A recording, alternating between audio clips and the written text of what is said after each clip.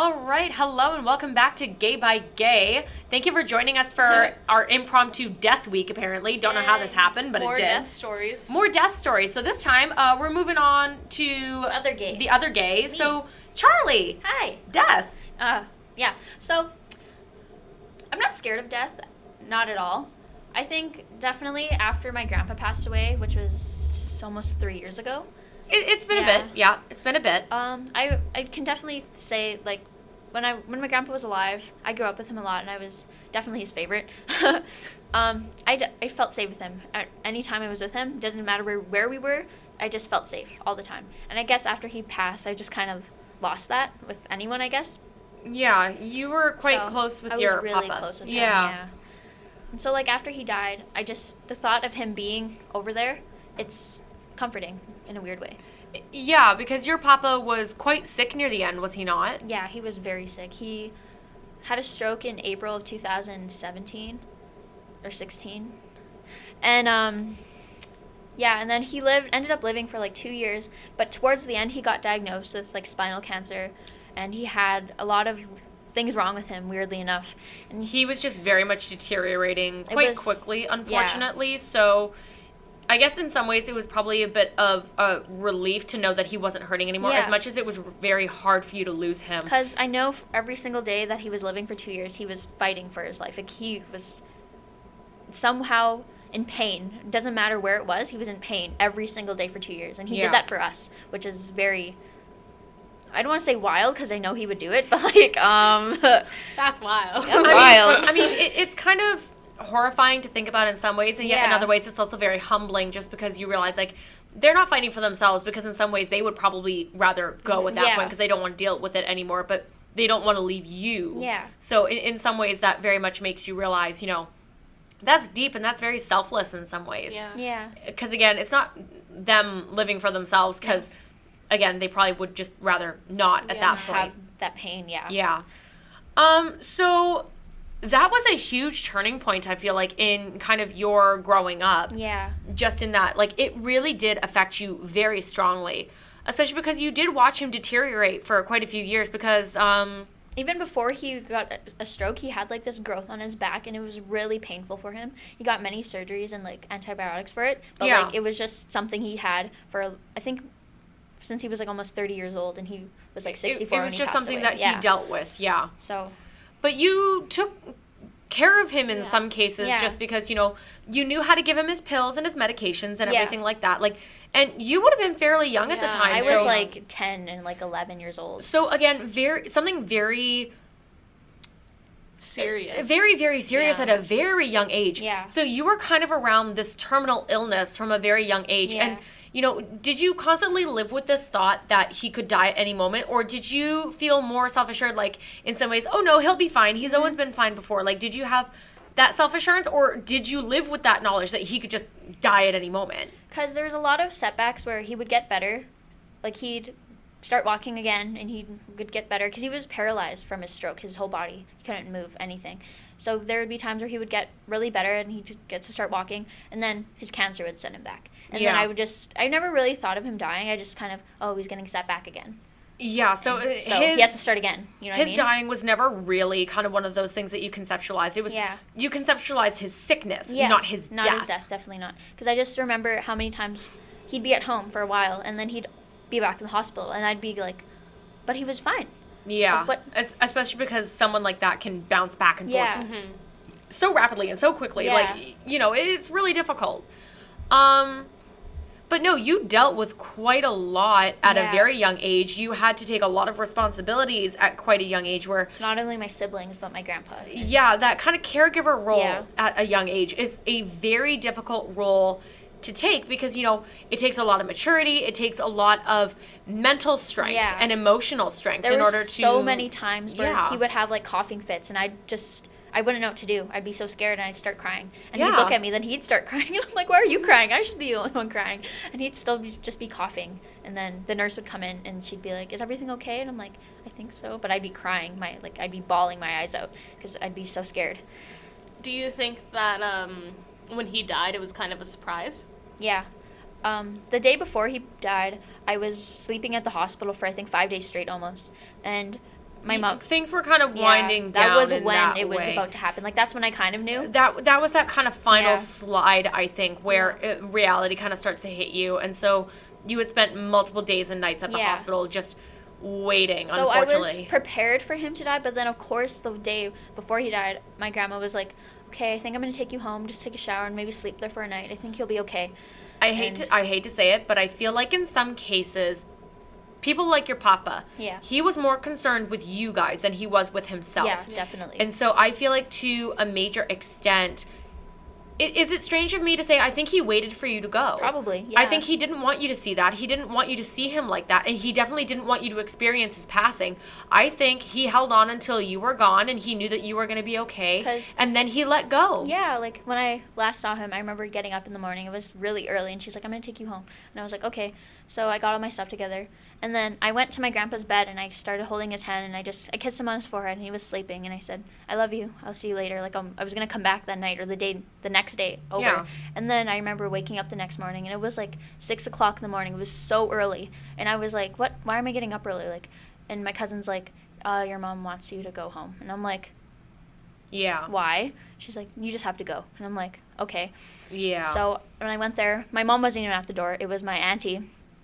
And she looked at me. I could see the devastation in her face. And she's like, hi, kids. And I'm like, hi, what's going on? And I mean, breaking news like It that was- to anybody, To 4 children, let alone like- to kids. How do you do that? like, my mom couldn't do it. You should have seen my mom. She was a She was mess. devastated. She and your papa were very close because Yeah. that was her dad, right? Yeah. Like they were extremely close. That was her. They were. I think like, to this day yeah. she still has not recovered. No, definitely It's been a couple of years and she still has not recovered not. from it. No. But I just remember I'm like, what's going on? I thought it was another setback, but then she said, your grandpa passed away last night. Yeah. And I didn't even cry at first. It's the shock, right? I can't even explain it. I think it's so silly to say, but this was kind of also briefly my experience with it, where I always thought it was so stupid, just this whole idea that, whenever you see it portrayed in movies and everything, you see the devastation on their face and they go, what? I don't understand. I always thought that was the most stupid thing because I'm like, what do you mean you don't understand? Like, this person died. Yeah. Hello? Yeah. But very much, like, it's very strange when someone says those words to you. You're processing them. You understand what they mean. And, like, in some cases, like, Yeah. for you and I, we knew it was coming with your papa and with Like, my father. Yeah, I knew it, but it's just like your brain cannot grasp onto Yeah. it. So as much as I always thought it was a stupid reaction, it's a legitimate one because Yeah. it's the same one that I had. Because it was Yeah. like, what? like, I understand, but I don't. Like, And why? especially Like, when it's you're a literally, kid. you Yeah. understand the words, you understand what's happening, you understand all of this. You've kind of been preparing for it. Yeah. And yet it's just like your brain will not accept it. Your brain will not understand Yeah. what's being told to you. Yeah. It just can't conceptualize it. It's just because I remember standing there and I didn't. Of course, my 3 siblings, they all started crying. They were really young at that point too. They were under like 8 years old, all of them. Yeah. So they all started crying. I think my youngest brother, I think he kind of just cried because the rest of us were crying because he didn't really understand. He was only At like, that age, it's hard. he was only Yeah. like 4, so Yeah, when at 4 years old, if you see a bunch of other adults and everyone upset, you're gonna be upset. Exactly. Yeah. You don't know why, but everyone else is upset, so I So- better be too. Yeah, so he didn't really know, but they were sad. I could tell, but For you, you didn't have a lot of reaction right away. Like you were very numb to it. I didn't kind of even at cry first. at first. I think Yeah, for the you first, were very numb. I think for the first 20 minutes that I knew about it, I didn't cry until I saw my mom, and And she that's kind of what broke you. And I was just seeing looked at your her mom. and was like, oh, it's real. Like, I can, yeah, can see it's- my mom and the yeah. devastation in her face. Did you feel like you had to be strong for your siblings? Yeah, definitely. Because my mom, You're the oldest, right? yeah, So she was like, that was probably the worst time in her life, because my dad wasn't even around. Yeah, your dad So- was out of the picture. Yeah. Your kind of stepdad, Nelson. He wasn't there at that point. No, It at was- that point, he wasn't really in the picture. No. I think he and your mom were starting to rekindle things, but this They was weren't. They were more friends, if anything. Yeah, at that point, your mom was still very much on her own. And just for you, your mom was your everything. And I think seeing her broken is kind of what set you off. Like, you Yeah. were numb, but seeing her, I think, is just kind of what the straw that broke the It camel's was back, just like, so to oh, speak. it's happening. It's actually Like, it's thing. real. Yeah. It's real. It's very real. And I remember just going into, because my siblings, I think they were in the living room all crying. I think they were watching TV at the same time. But I remember going into my room, I locked myself in there, and I just sat there and cried. Yeah, it's a lot to take in, especially at Yeah. that age. So for you, how do you feel about death? You've had this extremely strong connection to it now. I wouldn't say that you've been surrounded by death, but you've lost someone extremely close to you. How does that kind of affect you and your way of thinking about death? Are you afraid of it? Like, again, what I'm saying, it's more comforting because I know he's there, if there is another side. But even if there is, I know he will be there because it's just, he always made me feel safe. And knowing that if I die, he'll be there to protect me and help me through it. Right. So I definitely think I'm not afraid of it, but it's kind of like I'm more of afraid of how I'm going to die than dying. Much more like Aaliyah, where you're afraid of the act itself and you're not actually afraid of what happens afterward. Yeah, exactly. So, so kind of getting into, just touching on religion a little bit, not going to ask you what your particular religion is necessarily, but with your belief system, do you think there's an afterlife? Do you think that there's something beyond this, mortal realm and all of that jazz? I definitely think that there's like a heaven and hell. And my picture of heaven is a big grassy field with clouds and a sun. So very kind of like idealistic, right? Yeah. Like that very sort of like, yeah. I don't want to say it's a biblical interpretation because it's not like you're on clouds with the pearly gates and everything. No. But it's almost like, if I said it's like the fields of ambrosia, it's almost more It's beautiful to me. It's almost more of a Greek way of looking at it, believe it or not, It's where like, you've got the beautiful grassy plains and everything like that. Like I see like soccer field and soccer nets, like people playing and just walking around like a park. That's what I see. Idealism. You see it very much almost from like a child's perspective in some ways, where it just seems safe, it seems comforting, it seems fun and happy, and it just feels like everything there is comfortable. Yeah. So if you had to choose the worst way to die, what would horrify you the most? I already know what it is, but say it for everybody else out there. I'm terrified of getting hit by a car. Like, where did this fear come from? When did you first realize you kind of had this horrifying fear of traffic? I honestly do not know, because I'm not even scared of being in a car. Never play red light, green light with Charlie. No. She will cry. I will. Like, I'm not afraid of being in a car and getting in a car crash weird enough. No, it's being a pedestrian and getting being hit by a car. Like, it's terrifying to me. It's very specific, You'll too. see me, like, at crossing lights, like, the hand will be blinking like you're allowed to go. I'll be looking back and forth, like, 6 times each, and I'll be like... You are very cautious when it comes to... You saw those... We had ads here in Canada that was like, stay alert, stay safe. Yeah. Charlie takes that to a whole other level. Like, whoa. You would hate it in New York because everybody just goes whenever they feel like it. You would hate it. That's terrifying to me. Like, and all my friends, they'd be all, like, jaywalking because, like, they don't want to wait for the light. And I'm just like, what do you mean jaywalk? Like, the cars will be, like, almost a mile away. And they just kind of dart out in front of them, and like that horrifies you. Or even if sometimes you'll catch me when I do it, I'll, like, sprint across the whole thing. You will go. I will You are like Speedy Gonzalez. And you are gone. Oh my God. You're they'll still be at the beginning, and I'll be finished. And I'm like, I'm over here now. Where did that fear come from? When did you kind of realize you had that? Is that something you've always had, or did that come from, like, an experience for you? I have no idea. I just remember one day seeing a car, and it was kind of close to me. I'm really afraid of when I'm, like, by, say, McPhillips Street, like, where I live.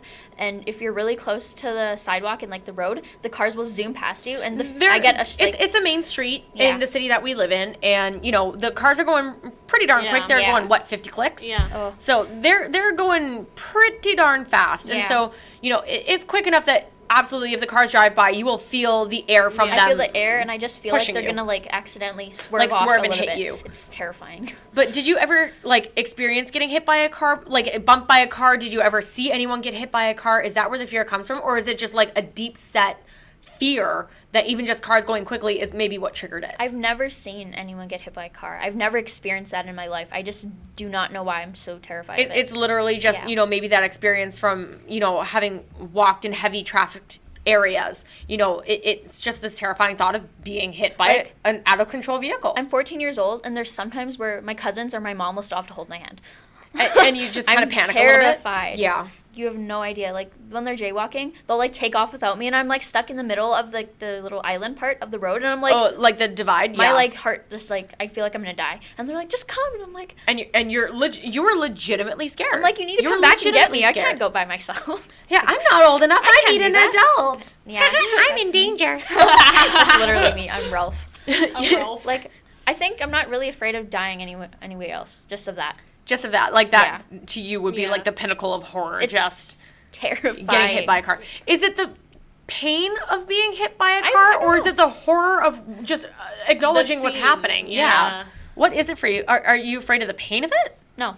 I'm scared of It's it. literally just the act of being hit by a car is horrifying I've to seen, you. like, maybe because I've seen it, like, in movies, but I don't know if that's realistic. Like, I was watching Insidious 3. I was going to say, you must have been terrified of Insidious 3 because there's that scene in the movie, if anyone has ever seen it. I'm not going to get into any spoilers here or anything, but she gets pinged off the hood of a car. It was like a car comes out of nowhere and terrifying. just smacks She her and she flew. flies. She, Yeah. like, And that's your Oh, fear. That is it was- literally your fear to a T, is you getting yeeted by a car. Just and it's not even, I don't want to die from it. I also do not want to survive a car. you just don't want to get hit by a car. just I mean, do not want it to happen. I don't think anyone wants to get hit by a car. Yeah. That's not what I'm saying. What I am saying is just even the act of getting hit by a car, not even the act of dying Yeah. from it, just getting hit by a car is terrifying to you. Like, I know there's people who, like, they're probably scared of getting hit by a car, but they're not. They're I they're think- careless. Like they'll just walk. And they'll I be like, think "Oh." everybody has like a legitimate, I don't want to say it's a fear of Yeah. getting hit. I think everyone has a healthy dose of realism, I guess, to some extent, where it's like, if I get hit by the speeding object, things are not going to turn out well. Healthy respect is probably the best way to put it. Fast thing moving, I must get away. Yeah. Yeah, you know, everyone has a healthy respect for it, where it's like, these are speeding hunks of metal. I probably should not step in front of that right now. Yeah. And then there's people who are like, they'll slow down, and I'm like, you don't know that. Yeah, you never trust that. Especially, no, we live in never. a very winter-heavy city and Oh country. my god, the winters are horrible for me. Winters Yeah. with what we call black ice. So basically, this is ice that you can't see when a car hits it. Like, it's nothing for us to see several very serious accidents a day in our yeah. city. Yeah. Just, 10-car pileups are nothing to us. Seeing people get pushed up into snowbanks, into other buildings. Like, it makes it sound like we live in some sort of, like, rough and tumble, like, It's just like, oh, it happened again. motor derby Yeah. city where everyone's like driving monster trucks and crashing into each other. We don't play bumper cars on our roads. We It's try just, not to. it's dangerous driving up where we live in, a very kind of winter heavy country. Yeah. It's dangerous. Like, there's been times where Abby looked at Aaliyah and said, I'd die for you. And then she looked at me and said, I'd jump in front of a car for you. And I was like, oh my god. Believe it, it's one of those things where I've told the girls before, generally speaking, Aaliyah says, my worst fear is kind of being stuck in a Yeah. body that I couldn't escape from before I died. I would look at you, Aaliyah, and easily say either I would find a way to put you out of your misery. Please don't come for me, Would please. you pull my plug? I would pull your plug, honey. Just like, Or I would gladly swap places with you. And for you, Yeah. Charlie, I would step in front of a car. You Yeah. know what I mean? That, Like, it's your worst fear, and I would rather shoulder that. I Yeah. don't want either of you two to have to experience something like when that. It's people horrible. would say, like, oh my god, I'd die for you, I'd take a bullet for you. I'm like, I'm not afraid of that. You're not afraid of that. You're afraid of that. cars. I would step in front of a speeding car for you. Yeah, that hits way too close to home. And I'm just like, well, that's how much he cares about me. Wow. But no, so generally speaking, in the terms of death, you're not afraid of death itself. No. You're maybe a little more freaked out by the experience of dying. One experience, I guess. One experience Yeah. in particular. Like, I definitely, But after death, you kind of feel comforted. yeah. This sort of idea that there is something more out there and that, your papa will be waiting on the Yeah. other side to kind of help you through Yeah. anything. Yeah. How do you feel about the body after death? Kind of the way Aaliyah said, Yeah, I it's was just gonna ask organic that. matter at that point. How do you feel about What that? do you want to be Is- done with you? Is the body sacred? Yeah, what do you want to be done with you? I don't know, it doesn't really matter. Because I remember when my papa got buried and I saw him in his casket and I was just so freaked out by it because I'm like, that's not him.